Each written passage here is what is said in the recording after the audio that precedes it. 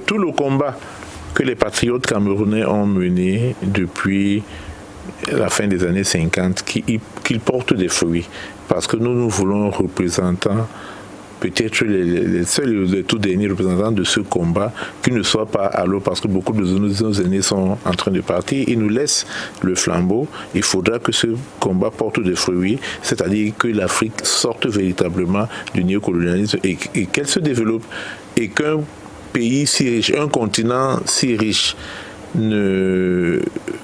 n'est pas les populations les plus pauvres du monde, que ces populations vivent vraiment de la richesse de leur continent.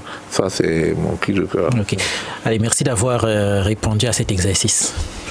Oui, merci. Et permettez-moi de faire un commentaire sur l'émission. C'est la toute première fois que je viens. Je ne sais pas si elle existe depuis longtemps, mais j'ai été agréablement surpris, impressionné dès le départ, parce que quand je regarde déjà le fond, je crois que c'est le fond que nous sommes en train de voir là. Tout à fait. Je vois que l'idée générale est l'idée de l'Afrique, parce que quand je vois celui dont nous nous inspirons, parce que nous aimons dire que nous sommes des Umiobistes, parce que quand je regarde juste derrière vous, je vois l'image d'Umiobé, quand je vois l'image de Patrice Lumumba, de Thomas Sankara, je me dis vraiment, votre émission est dans l'esprit du Manidem, c'est-à-dire elle célèbre ceux qui ont eu une vision africaine de sortir de l'Afrique, de la libération et de la colonisation. Ça me fait plaisir. Maintenant, dans le contenu de l'émission même, c'est déjà une bonne chose de donner à l'invité le temps un peu de développer, de dérouler ce qu'il a envie de dire.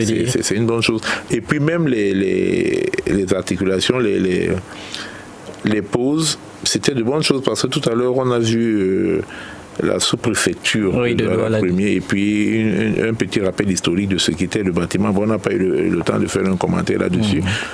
Le commentaire que j'aurais pu faire par rapport à ce bâtiment est que, hélas, nous n'avons pas beaucoup ici la notion de la préservation du patrimoine.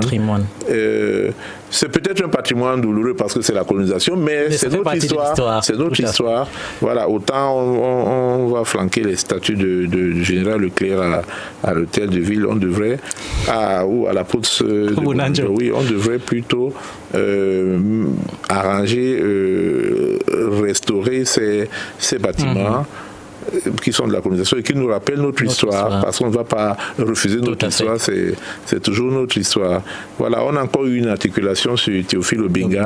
Et je ne sais pas d'où vous est venue l'idée, mais c'est toujours une très bonne chose de célébrer les têtes pensantes africaines, parce que c'est quelqu'un de très important pour l'Afrique. Bon, nos enfants, je ne sais pas s'ils savent qui c'est, hélas, parce que peut-être on leur apprend avec les programmes des écoles héritées de la colonisation, on leur apprend plutôt à célébrer Charlemagne et Napoléon plutôt que Théophile Obenga et Umiobé. Voilà, donc félicitations pour l'émission, et c'est avec plaisir que je reviendrai.